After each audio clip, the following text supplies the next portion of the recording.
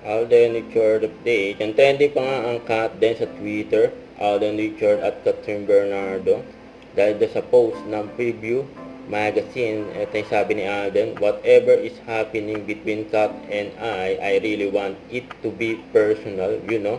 At nominees din sila Alden Richard at Catherine Bernardo bilang Best Actor, Best Actress sa 72nd PAMAS Award. Congrats sa Kat din, you know.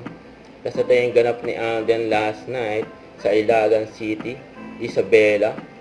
Inaranahan pa nga ni Alden yung mga candidates sa Binibining Ilagan 2024.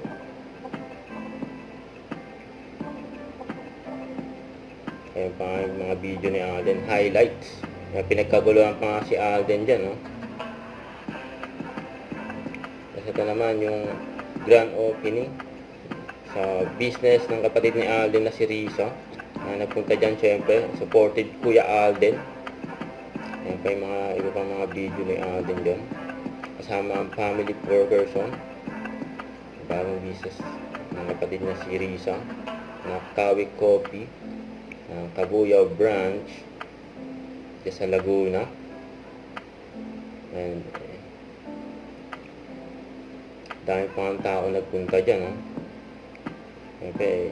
Isa sa mga inabangan dyan si Alden.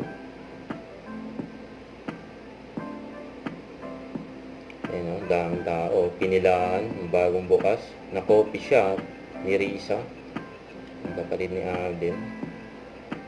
Ayan, nakapila sila o. Ayan, dinumog. Daming mahilig sa kape. Siyempre.